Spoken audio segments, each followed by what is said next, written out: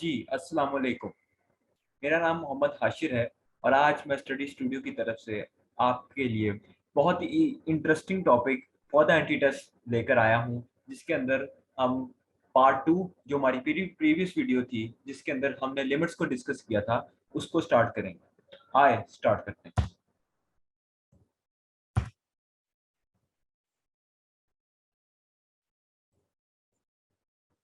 सबसे पहले हम डिस्कस करेंगे सैंडविच थ्योरम।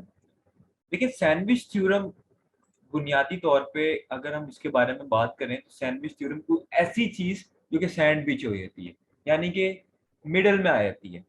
अब मैथमेटिक्स में फिजिकली इसका मतलब ये होगा कि कोई ऐसा function g of x, F of x, h of x जो कि दरमियान में आ जाए दो फंक्शंस के साथ, या उनके साथ कोई रिलेशन क्रिएट करे। तो दो बातें आ गई। एक तो हमारा basically literature, English literature meaning है कि सैंडविच हो जाना किसी चीज के दरमियान, यानी दरमियान में आ जाना।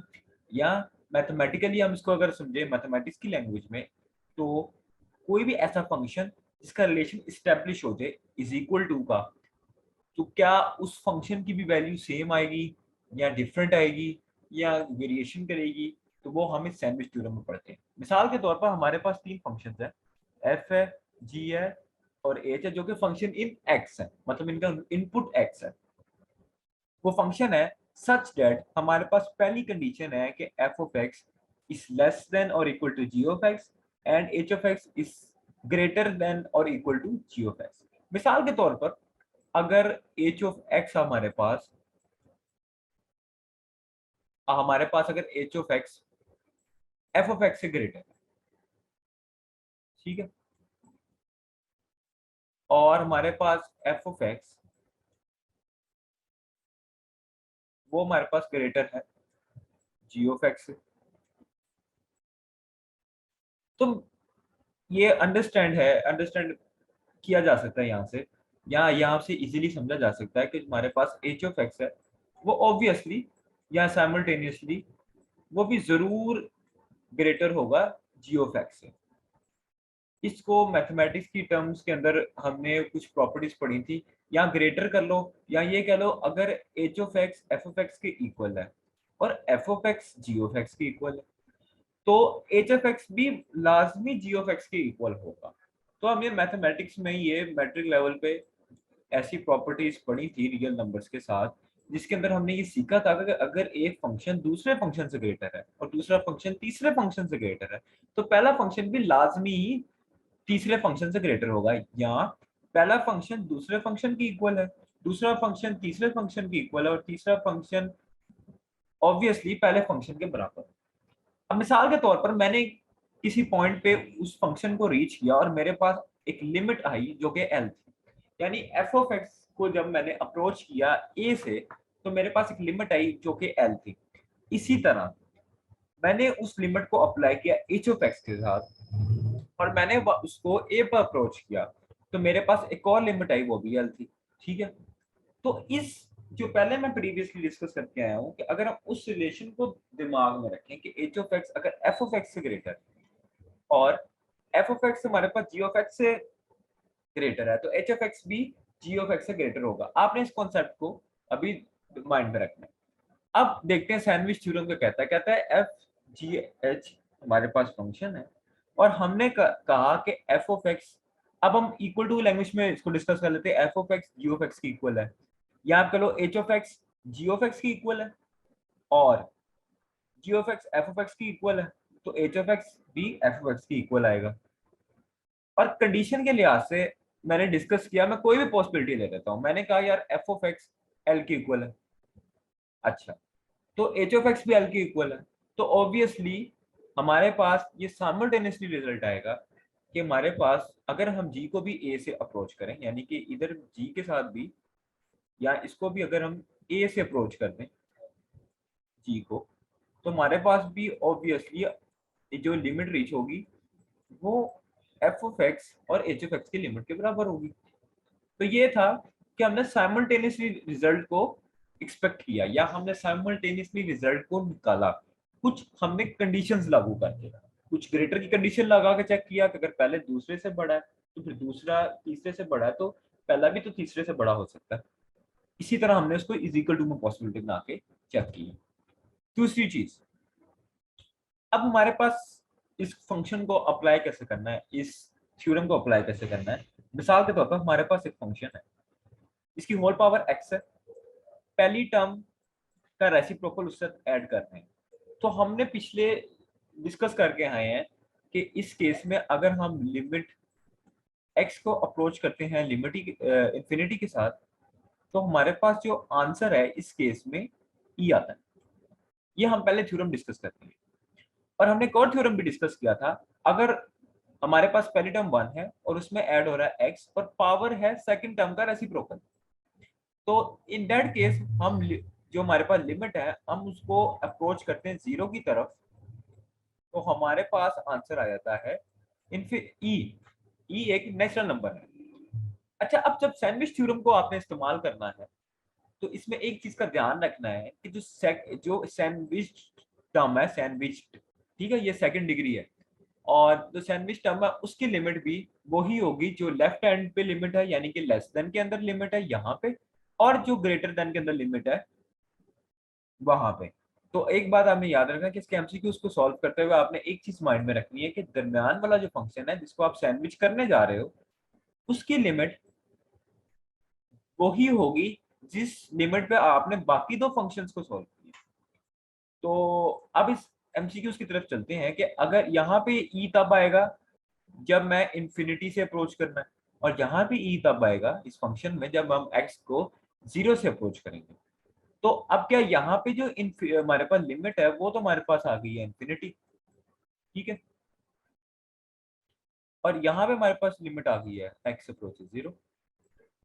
तो इन दैट केस यहाँ पे जो हमारा आंसर है, जो करेक्ट ऑप्शन है, वो ई नहीं होगी, वो होगी डी, क्योंकि हमने रिजल्ट्स में या हम जब उसको सॉल्व करते हैं तो हमने देखा कि जो अभी यहाँ अभी समझा कि जो सेम लिमिट्स हैं वो अप्लाई होनी चाहिए, यानी कि एक्स एफ ऑफ एक्स को भी उसी लिमिट से आपने अप्रोच करना है जहां से आपने एफ ऑफ एक्स को एफ ऑफ कोई कह ले, अगर लेफ्ट इसको मैं कह लेता हूँ जी ऑफ एक्स को अप्रोच किया या एच ऑफ एक्स को अप्रोच किया, तो दरमियान वाले को फंक्शन को भी उसी लिमिट से अप्रोच करना है जिस लिमिट से आप बाकी दो फंक्शंस को करेंगे।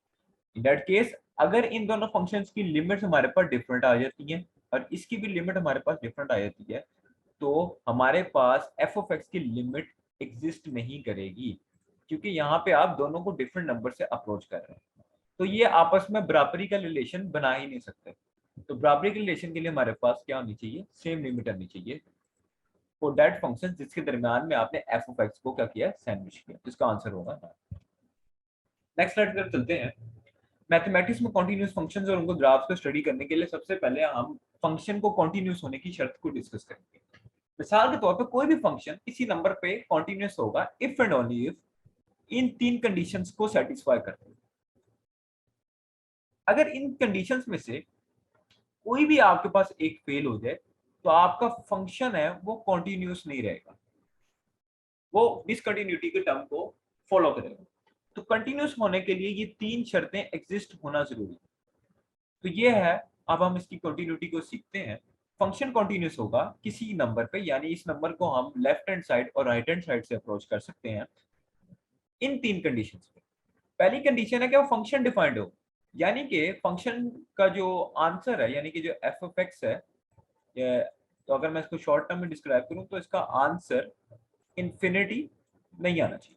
तो फंक्शन वहां पे डिफाइंड हो जाता है जहां पे आपका आंसर इंफिनिटी नहीं आता। दूसरी चीज, फंक्शन की लिमिट एग्जिस्ट करनी चाहिए, यानी कि लेफ्ट हैंड साइड लिमिट आपके पास राइट हैंड साइड लिमिट के बराबर आनी चाहिए, या इन शॉर्ट इन दोनों का आंसर आपके पास सेम आना चाहिए।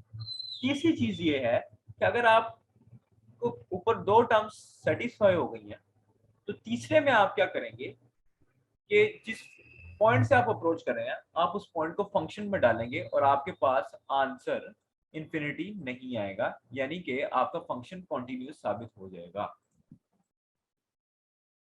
मिसाल के तौर पे यहाँ पे बड़ी इंटरेस्टिंग एग्जांपल दी गई है, उसको हम डिस्कस करते हैं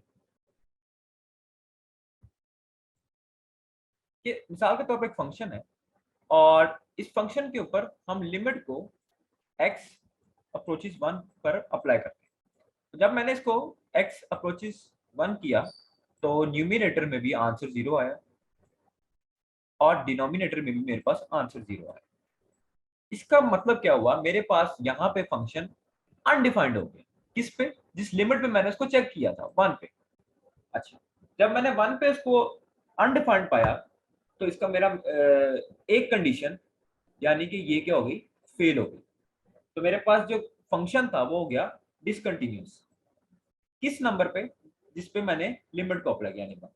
अब मैं क्या करता हूँ, इस फंक्शन को सॉल्व करने की कोशिश करता हूँ। जब मैं इस फंक्शन को सॉल्व करता हूँ तो ऊपर ए स्क्वायर माइनस बी स्क्वायर वाला फॉर्मूला लगेगा, एक्स माइनस वन न्यूमिनेटर में और नीचे वाला एक्स माइनस वन आपस में कैंसिल हो जाएगा। उसके बाद एक्स प्लस वन मेरे पास आंसर है। उसमें जब मैं लिमिट को पुट करूंगा तो मेरे पास 2 आंसर है।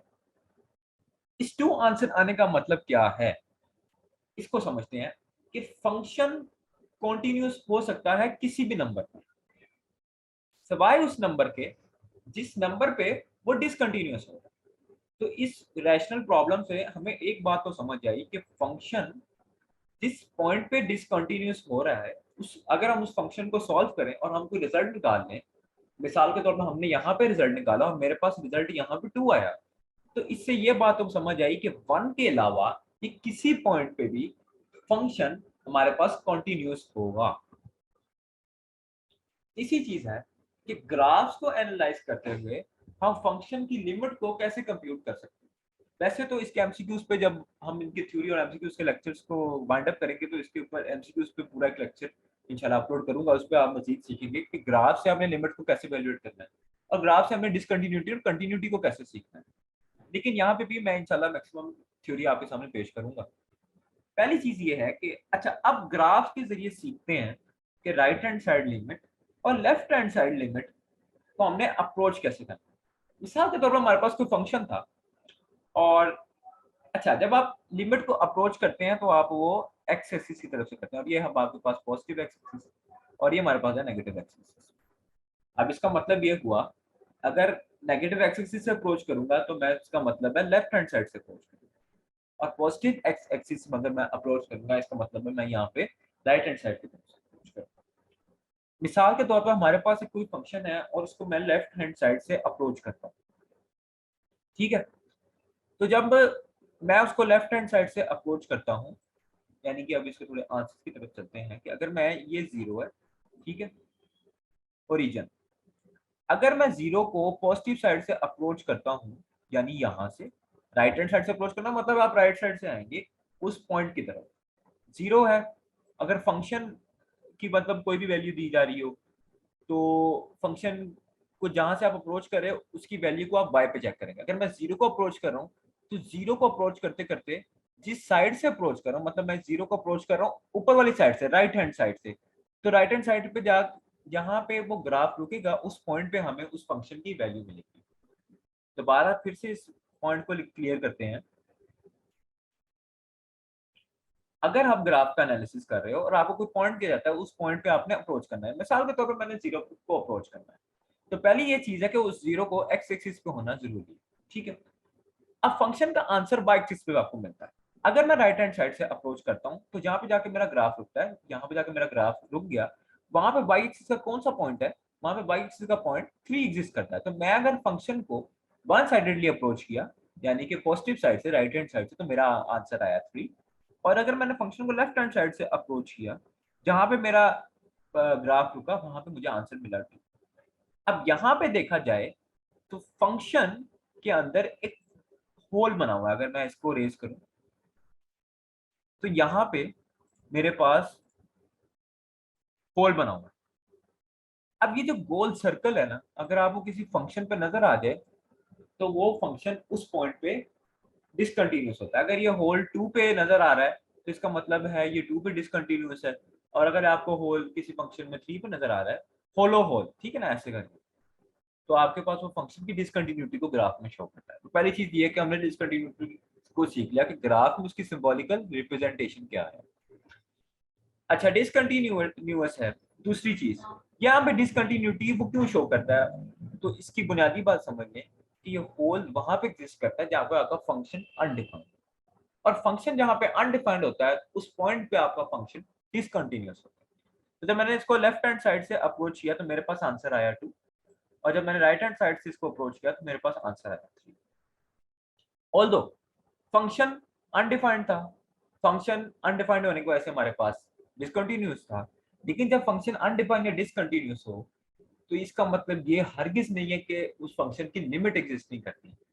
हाँ, लिमिट एग्जिस्ट करती है, बट ओनली वो लिमिट एग्जिस्ट करती है जो वन साइडेड हो। जैसे राइट हैंड साइड से सिर्फ अप्रोच कर लेना एक वन साइडेड लिमिट की निशानी है, जिसका आपको आंसर मिला 2, ये एक वन साइडेड लिमिट है।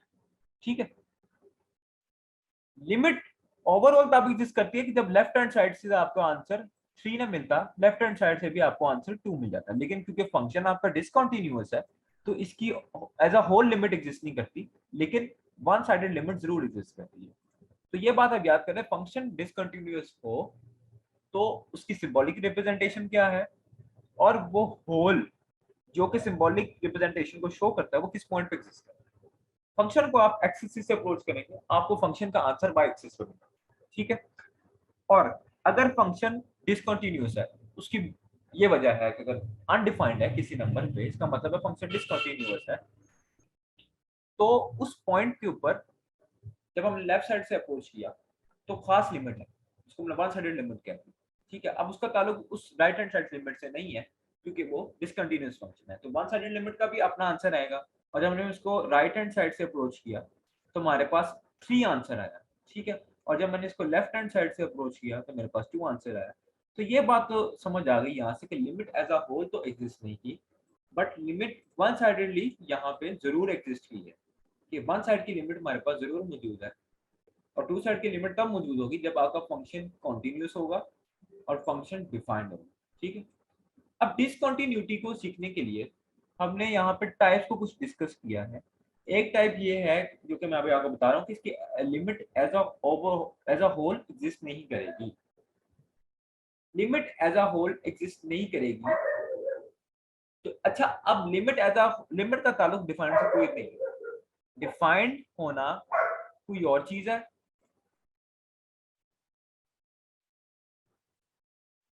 अच्छा, लिमिट का एग्जिस्ट होना और चीज है, फंक्शन का डिफाइंड होना और चीज है।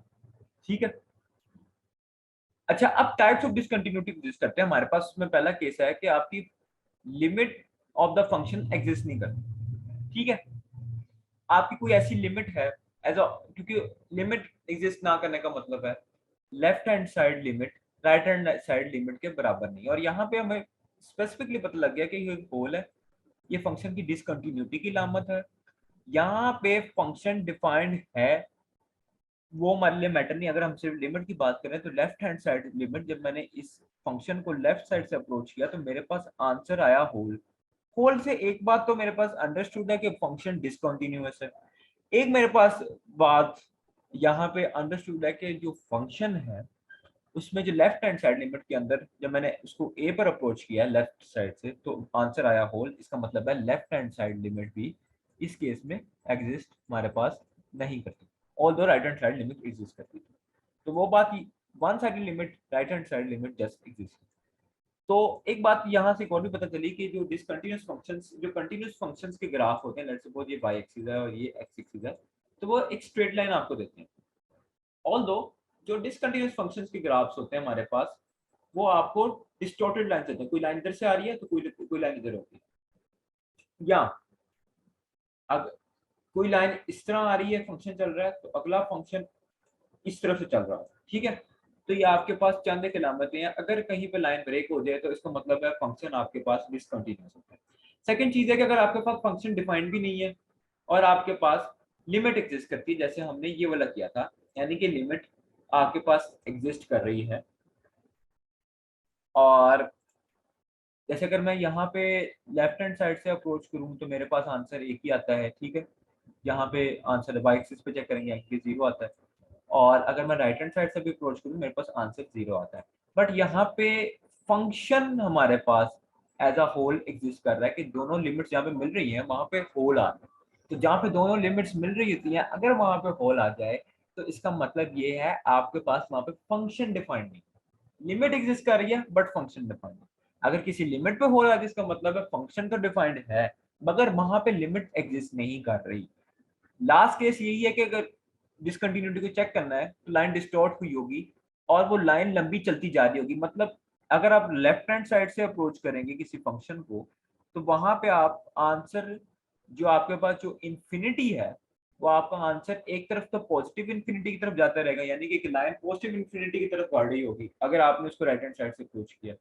और अगर आप उसको लेफ्ट हैंड साइड से अप्रोच करें लेफ्ट हैंड साइड तो आपका आंसर नेगेटिव इंफिनिटी की तरफ जा रहा होगा, यानी कि अगर इधर नेगेटिव इंफिनिटी ले लूं और इधर पॉजिटिव इंफिनिटी ले लूं तो हमारा आंसर क्या जाता जाएगा। एक तरफ से तो आप अगर राइट हैंड साइड से अप्रोच करोगे तो आपका आंसर जाता जाएगा वो पॉजिटिव इंफिनिटी तक, और अगर लेफ्ट हैंड साइड से इस फंक्शन को अप्रोच करोगे तो आपका जाएगा नेगेटिव इंफिनिटी की तरफ। तो यहाँ से हमने देखा कि कॉन्टिन्यूस और डिसकंटिन्यूस जो फंक्शंस हैं उनके ग्राफ्स कैसे होते हैं। नेक्स्ट स्लाइड पे चलते हैं और पहला एमसीक्यूज को देखते हैं। देखिए यहाँ पे उसने हमें पीस वाइज फंक्शन दिया है। पीस वाइज फंक्शन क्या है कि अगर आप एक चीज को तोड़ दें, यानी कि एक सेम मटेरियल को तोड़ें, अगर मैं कॉपर वायर को तोड़ूं दो कॉपर वायर्स आपको मिलेंगे और दोनों कॉपर वायर्स के आपके पास प्रॉपर्टीज सेम है। ठीक है, इसी तरह जब मैंने फंक्शन को तोड़ा तो फंक्शन के ऊपर लगने वाली प्रॉपर्टीज दोनों फंक्शंस के ऊपर सेम होंगी। मतलब आप उन पे सेम ऑपरेशंस को अप्लाई कर सकते हैं। जब मैंने इस फंक्शन को तोड़ा तो इसका मतलब ये है कि इस फंक्शन पे लिमिट को हमने अप्रोच कर रहे थे -1 की तरफ लेफ्ट हैंड साइड से भी और राइट हैंड साइड से भी। अब जब हम लेफ्ट हैंड साइड से अप्रोच कर रहे थे तो हमारे पास जो कंडीशन थी वो less than or equal to 1 थी, और जब हम राइट हैंड साइड से अप्रोच कर रहे थे वो ग्रेटर देन 1 थी। ठीक है, अब क्या करते हैं कि जो हमारे पास x+3 है, क्योंकि हमारे पास c+1 यानी कि ऑब्वियसली ये पूरी टर्म्स दोनों टर्म्स ही कांस्टेंट और x+3 हमारे पास वेरिएबल है, यहाँ पे हम -1 को पुट करेंगे और हम राइट हैंड लिमिट के बराबर इसको इक्वेट करते हुए हम c को निकालेंगे। लेकिन जब हम लेफ्ट हैंड साइड लिमिट से अप्रोच कर रहे थे तो हमने -1 डाला फंक्शन के अंदर, -1 को डाला फंक्शन के अंदर जब हम उसको लेफ्ट हैंड साइड से अप्रोच कर रहे थे तो हमारे पास आंसर आया 2।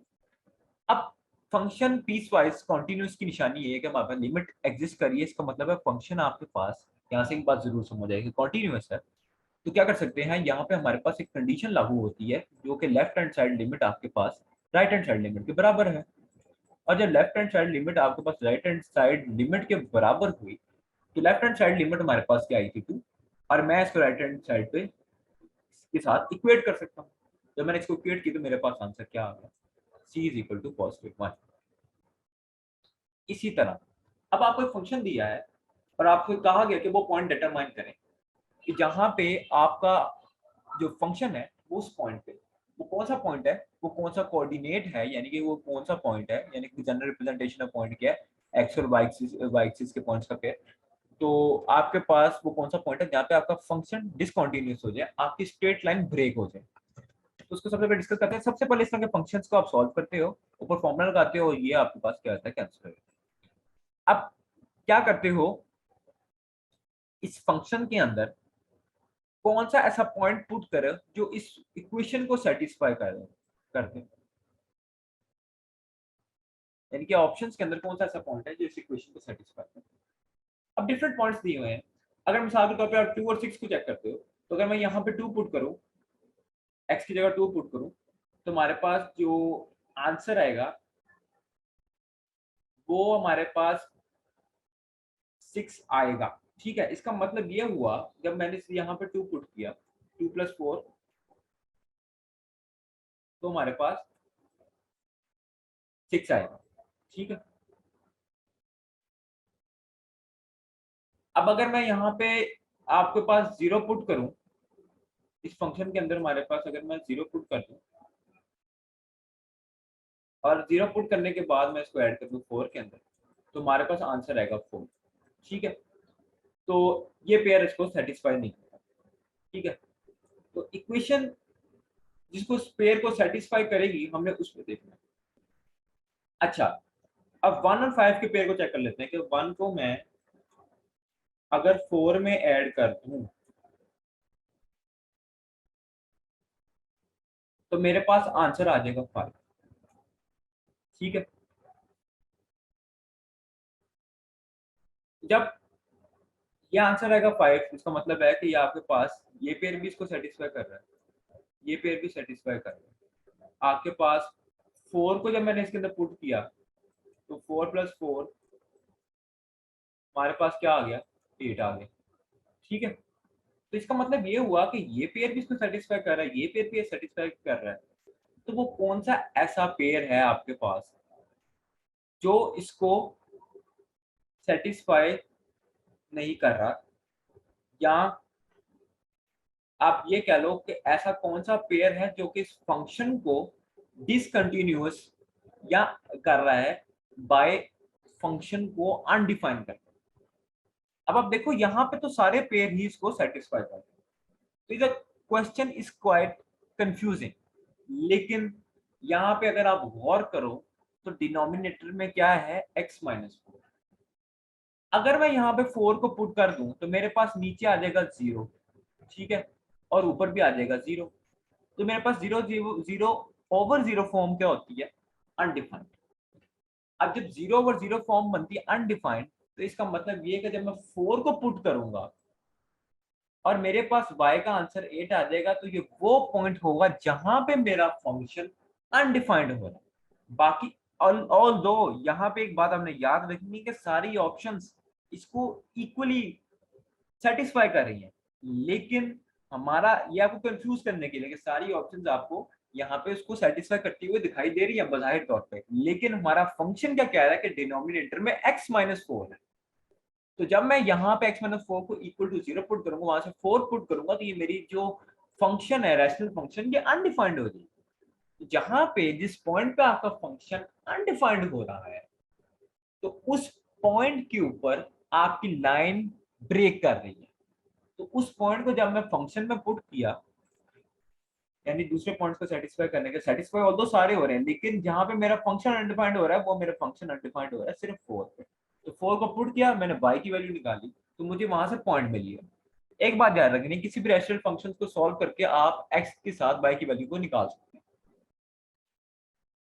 तो मेरे पास जो यहाँ पे आंसर है, ऑल तो सारे सेटिस्फाई किए थे, लेकिन मुझे वो पॉइंट चाहिए था जहाँ पे मेरा फंक्शन अनडिफाइंड हो रहा था। तो मेरा फंक्शन सिर्फ और सिर्फ अनडिफाइंड हो रहा है 4 पे, और जब मैंने 4 सॉल्व करके 4 का अंदर डाला तो मेरे पास आंसर आ गया 8। अगले एमसीक्यूज की तरफ चलते हैं। अब उसमें एक फंक्शन दिया हुआ है और उस फंक्शन के अंदर हमने एक, उस फंक्शन को किसी एक ऑपरेटर के अंदर दिया हुआ है। ये एक ऑपरेटर है, ये एक स्पेसिफिक किस्म का ऑपरेटर है। अच्छा, इस ऑपरेटर के अंदर जब मैं नेगेटिव साइड से अप्रोच करूंगा n को, यानी कि अगर नेगेटिव साइड से इस ऑपरेटर के अंदर अप्रोच करूंगा n को, यानी कि अगर मैं n कह लूं 2 और नेगेटिव साइड से अप्रोच कर लूं इसको, ठीक है, और नेगेटिव साइड से अप्रोच करूं और इस फंक्शन के अंदर डाल दूं, यानी कि अगर मैं इसको आसान तरीके से समझाऊं कि लेट्स सपोज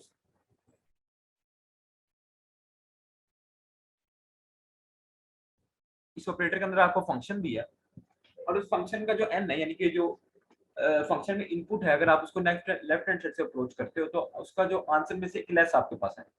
ऐसे लिमिट को अगर मैं अप्रोच करूँ, यहाँ पे n को मिसाल के तौर पे आप 2 कह लो, और मैं x को अप्रोच कर रहा हूँ, n को कह लिया मैंने -2, और जब इस फंक्शन में डालता हूँ तो मैं 2 लिखूंगा, माइनस लिखूंगा 1, मेरे पास आंसर आ जाएगा 1। इसी तरह जब इस फंक्शन को हम लेफ्ट राइट हैंड साइड से अप्रोच करेंगे, तो मेरे पास सिंपल सिंपल और सिंपल जिस नंबर से मैं अप्रोच कर रहा हूँ वही नंबर को मैं आंसर में लिख सकता हूँ। ये दो उसमें फंक्शंस नहीं है, ठीक है। इसका मतलब है मैं 2 को अप्रोच कर रहा हूँ पॉजिटिव साइड में, ठीक है, तो क्या इसका आंसर रहेगा, मैं सिर्फ इसको 2 लिख सकता हूँ क्योंकि फंक्शन में सिर्फ और सिर्फ n है, यानी कि वो नंबर जिससे आप उसको अप्रोच कर सकते हो। इसी तरह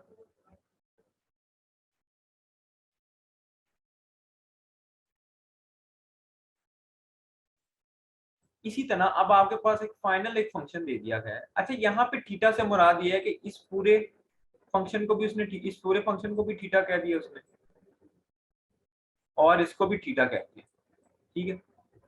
अब जो थीटा मॉड वाला थीटा है, उसके अंदर जब मैं थीटा को डालूंगा, थीटा को अप्रोच कर रहा हूँ -3 के साथ, तो इसका आंसर देखते हैं।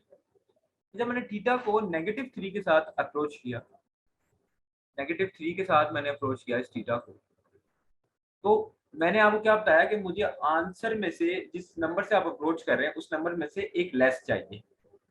तो अगर मैंने थीटा को 3 को लेफ्ट हैंड साइड से अप्रोच किया तो मेरे पास आंसर में क्या लिखूंगा 3 माइनस 1, उसमें से एक लेस करूंगा, मेरे पास आंसर आ जाएगा 2।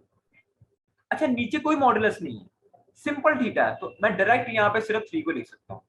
तो मैं यहाँ पे डायरेक्ट थीटा के अंदर 3 डालूंगा, मेरे पास आंसर आ जाएगा 3। अब लिमिट जब आप पूरे रैशनल फंक्शन पे कोई भी फंक्शन पे लगाते हो, फंक्शन डिवाइड के फॉर्म में लिखा तो आप लिमिट को ऊपर के साथ अलग कर सकते हो, नीचे को अलग करके लगाते हो। तो जब मैंने ऊपर वाले के ऊपर लगाई लिमिट, और वो लिमिट इस ऑपरेटर के अंदर थी, और इस ऑपरेटर में आप जिस नंबर को अप्रोच करो उसमें से एक लेस के अंदर आंसर को लिखते हैं। अगर मैं उसको 3 से अप्रोच कर रहा हूँ तो मैं 3 माइनस 1 लिखूंगा। अगर मैं उसको 4 से अप्रोच कर रहा हूँ लेफ्ट हैंड साइड से तो मैं 4 माइनस 1 लिखूंगा। इसके साथ अगर मैं उस कांस्टेंट नंबर को राइट हैंड साइड से अप्रोच करूँ और मॉडुलस को, तो मैं उसी को ही उसके अंदर लिख दूंगा। अगर मैं यहाँ 4 से अप्रोच करूंगा तो मैं 4 को लिखूंगा, 5 से अप्रोच करूंगा मैं उसको लिखूंगा, 6 से अप्रोच करूंगा मैं उसको लिखूंगा। ठीक है, ऊपर तो मॉडुलस आ गया, और उस मॉडुलस को हमने देखा कि हम नेगेटिव नंबर से अप्रोच कर रहे हैं, नेगेटिव नंबर्स यानी कि लेफ्ट हैंड साइड से अप्रोच कर रहे हैं। ठीक है, अगर मैंने लेफ्ट हैंड साइड से अप्रोच किया तो मैंने क्या लिखना, मैंने आंसर में से एक लेस लिखा। तो जब मैंने 3 से अप्रोच किया मैंने आंसर में से एक लेस लिखा, जो कि मेरे पास 2 आ गया, और नीचे मॉडुलस है ही नहीं, थीटा है सिंपल, तो मैं 3 को ऐसे डायरेक्ट लिख सकता हूँ। तो मेरे पास ओवरऑल आंसर क्या आ गया, 2 डिवाइडेड बाय 3। नेक्स्ट स्लाइड की तरफ चलते हैं। अब यहाँ पे क्या है, हॉरिजॉन्टल एसिम्पटोट्स ऑफ द फंक्शंस को डिस्कस किया। हॉरिजॉन्टल एसिम्पटोट्स ऑफ द फंक्शंस जो होते हैं हमारे पास, वो क्या होते हैं, कोई भी फंक्शन है वो इस फॉर्म में एग्जिस्ट करेगा कि उसकी जो लाइंस है वो कुछ इस तरह जा रही होंगी, और वो लाइंस चलती जा रही होंगी, नेवर एंडिंग लाइंस होंगी, पॉजिटिव इन्फिनिटी की तरफ जा रही होंगी। ठीक है, या अगर देखा जाए कि तो उस लाइन से अगर नेगेटिव इन्फिनिटी के लिहाज से देखना है तो वो लाइंस इस तरफ से जा रही है, इस तरफ को जा रही है, और लाइन के अंदर एक चीज नजर आएगी आपको, नुमाया आएगी कि उस लाइन के अंदर कर्व्स बनेगी इस तरह, जैसे ये कर्व्स इधर बनी है। ठीक है, जैसे ये कर्व बनी है और ये कर्व, लाइंस कर्व शो करेगी और लाइन चलती जा रही है, ये होते हैं हॉरिजॉन्टल एसिम्पटोट। अब हॉरिजॉन्टल एसिम्पटोट चूंकि चलते जा रहे हैं, चलते जा रहे हैं, चलते जा रहे हैं, तो आप इसको फंक्शन को सबसे पहले क्या करोगे, इसका सॉल्यूशन की तरफ चलते हैं कि फंक्शन को सबसे पहले सॉल्व करने की कोशिश करो, मल्टीप्लाई डिवाइड बाय एक्स करोगे। ठीक है, ठीक है, हम आपने इसको सॉल्व करना है, तो आप डिवाइड बाय एक्स करोगे, एक्स ये जब अलग हो जाएगा तो एक्स इससे कैंसिल हो जाएगा, सिर्फ इसके नीचे एक्स रह जाएगा, और 2 है जब इसका एक्स कैंसिल हो जाएगा सिर्फ 5 के नीचे एक्स रह जाएगा। अब क्वेश्चन नंबर पे कोई लिमिट को अप्लाई करो तो प्लस होता है, आप लिमिट को यहाँ पे भी लगा कर सकते हो, इधर भी लगा कर सकते हो, इधर भी लगा कर सकते हो, और इधर भी लगा कर सकते हो। अगर 4 पे लिमिट को लगा करोगे क्योंकि कांस्टेंट नंबर है तो लिमिट कोई एज इट इज असर नहीं करेगी क्योंकि इसमें एक्स मौजूद नहीं है। और 1/x के अगर आप लिमिट लगाओगे इंफिनिटी, तो यहाँ पे जब इंफिनिटी आ जाएगा तो आपके पास आंसर क्या आ जाएगा, एक्स जगह इंफिनिटी डाल दो तो आपको पता ही है 1/इंफिनिटी है वो क्या चीज है, 0 है। इस तरह 5 के नीचे भी अगर आप जब इंफिनिटी को डाल दोगे तो भी आपके पास आंसर क्या आ जाएगा, 0 आ जाएगा। तो आपके पास सिर्फ बच जाएगा 4 और 2, और 4 और 2 को जब आप सॉल्व करोगे आपके पास आंसर आ जाएगा 2। हॉरिजॉन्टल एसिम्पटोट्स के अंदर आपने हमेशा याद रखना है तो आपका आंसर y की सूरत में लिखेगा क्योंकि ये फंक्शन का आंसर है। हॉरिजॉन्टल एसिम्पटोट हमेशा फंक्शन का आंसर होता है। ठीक है, इसका ताल्लुक हॉरिजॉन्टल एसिम्पटोट का सिर्फ फंक्शन के साथ। अगर वो कहता है यार हॉरिजॉन्टल एसिम्पटोट नहीं चाहिए, हम आपसे वर्टिकल एसिम्पटोट पूछ लेते हैं, वर्टिकल को मैं कैपिटल बी से रिप्रेजेंट करूं, तो आपने सिंपली क्या करना है, इसका जो डिनोमिनेटर है उसको 0 को इक्वल पुट करना है। इन दैट केस वर्टिकल एसिम्पटोट का आंसर आपके डिनोमिनेटर को 0 के इक्वल इक्वेट करने के बराबर आता है। तो इन दैट केस आपका आंसर क्या आता है, x की फॉर्म में आएगा, x इज इक्वल टू 5। और वर्टिकल एसिम्पटोट क्या है, जहाँ पे आपका फंक्शन अनडिफाइंड हो इस पॉइंट। अगर यहाँ पे x को 5/2 डालूं तो मेरे पास आंसर नीचे आ जाएगा, ये नीचे आ जाएगा 0 और आपके फंक्शन इंफिनिटी आ जाएगा, फंक्शन अनडिफाइंड हो जाएगा। तो वर्टिकल एसिम्पटोट वो पॉइंट है जहाँ पे आपका फंक्शन जो होता है वो अनडिफाइंड हो जाता है। लास्ट हम चीज इसको डिस्कस करेंगे कि graph of the function F of x, जो हमारे पास जो ग्राफ है वो अगर तो 2 यूनिट्स राइटवर्ड चला जाता है। मिसाल के तौर पे अगर आपके पास कोई ग्राफ है वो इस तरह बना हुआ है, ठीक है, ये 1 है ये 2 है और ये है 3। अब ये कोई ग्राफ आपके पास जा रहा है, ठीक है, ऐसे आ रहा है ये ग्राफ। तो 2 यूनिट राइटवर्ड जाना कि ये ग्राफ के अंदर आप कुछ ऐसा ऐड करो या ऐसा सेपरेट करो कि आपका ग्राफ इधर आ जाए। तो इसका क्या मतलब है कि ग्राफ आपका 2 यूनिट्स राइटवर्ड गया, यानी कि 1 से 3 की तरफ गया। तो जब आपका ग्राफ 2 यूनिट्स राइटवर्ड जाए तो हम क्या करते हैं, हम उसके अंदर जो फंक्शन होता है इनपुट x, उसके अंदर से माइनस कर देते हैं 2।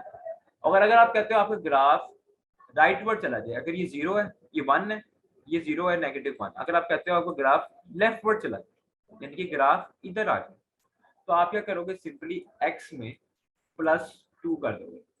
तो अगर आप कहते हो हमारा ग्राफ राइटवर्ड जाए तो हमेशा x में से माइनस करोगे जितने आपने राइटवर्ड जाना है, जितने यूनिट्स आपने राइटवर्ड जाना है।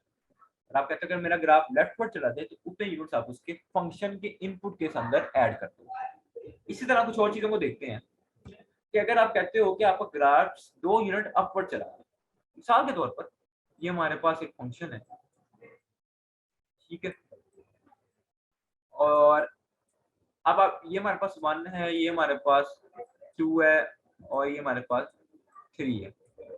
ये एक स्ट्रेट लाइन ग्राफ शो है। आप कहते हो कि मेरा ग्राफ 2 यूनिट्स ऊपर चला जाए, यानी कि अब ये लाइन इस पॉइंट पे नजर आए, यानी कि इस 3 पॉइंट पे नजर आए।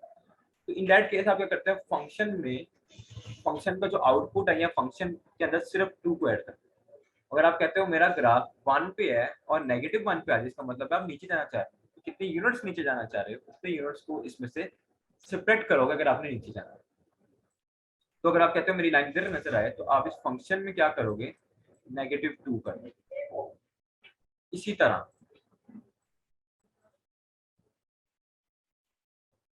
अगर आप कहते हो कि मेरा ग्राफ कंप्रेस हो जाए, तो इसके अंदर बड़ा सिंपल सीन है कि अगर स्ट्रेच और कंप्रेस हो जाए, आपका कंप्रेस होने का मतलब है कि ये आपके पास ग्राफ है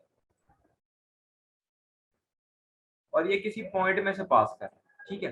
कंप्रेस होने का मतलब ये है कि ये ग्राफ इतना कंप्रेस हो जाए कि ग्राफ इस तरह नजर आए, ठीक है। और स्ट्रेच होने का मतलब ये है कि ये ग्राफ ऊपर चला जाए, स्ट्रेच हो जाए, ठीक है। कंप्रेस हो जाए, दब जाए, स्ट्रेच हो जाए, उतना ही खींचा जाके अलोंग द वाई एक्सिस खींचा जाए, और स्ट्रेच हो अलोंग द वाई एक्सिस, और कंप्रेस भी हो तो along the y axis. Compress हो छोटा हो जाए, स्ट्रेच हो के वो ग्राफ बड़ा हो जाए, वो लाइन बड़ी हो जाए, वो फंक्शन की लाइन बड़ी हो जाए। तो हमारे पास अगर ग्राफ को हमने स्ट्रेच कराना है, वर्टिकली स्ट्रेच करवाना है, तो जितना हमने इसको स्ट्रेच कराना है, अगर हमने ग्राफ को दुगना स्ट्रेच कर देना है या दुगना लंबा कर देना है, तो 2 को मल्टीप्लाई करो, अगर दुगना लंबा करना है फंक्शन के साथ। अगर आपने उस ग्राफ को कंप्रेस कर देना है, यानी कि पहला था इतना, तो हमने उसको आधा कर दिया, हमारे पास ये हुआ, फंक्शन हमारा कंप्रेस हो गया। तो उस फंक्शन को अगर दुगना हमने कंप्रेस कर देना है या दुगना हमने छोटा कर देना है, तो उस फंक्शन को आप डिवाइड कर दोगे जिस नंबर से जितना आपने उसको छोटा करना है। तो इन दैट केस अगर ग्राफ को पूछता है कि 2 यूनिट्स आपका राइटवर्ड जाता है, तो हम क्या करते हैं, फंक्शन के इनपुट के अंदर हम 2 को माइनस कर देते हैं। तो हमारे पास जो यहाँ पे जो आंसर है वो क्या रहता है, y equal to x minus 2, ठीक है। और इस केस में जो हमारे पास जो एसिम्पटोट आया, हॉरिजॉन्टल एसिम्पटोट हमेशा y की फॉर्म में निकलता है, y इक्वल टू 2, और वर्टिकल हमेशा हमारे पास x की फॉर्म में निकलता है, ठीक है। ये था हमारा आज का लेक्चर। इसके अंदर हमने बेसिकली कंटिन्यूअस फंक्शंस के पार्ट 2 को डिस्कस किया है, जिसके अंदर मुख्तलिफ हमने ग्राफ्स से स्टडी किया है। अब आपने एक काम करना है कि किसी भी प्रैक्टिस बुक टिप्स या स्टेप्स को उठाना है और इसमें से प्रैक्टिस करनी है, ताकि आपके ये कॉन्सेप्ट्स मजीद अच्छे हो जाएं और आपको इजीली एंटी टेस्ट में आप सेकंड्स के अंदर चीज़ों को याद रखते हुए, कॉन्सेप्ट्स को अप्लाई करते हुए अपने आंसर को सॉल्व करें। मेरी तरफ से इतना ही। बहुत बहुत आपका शुक्रिया।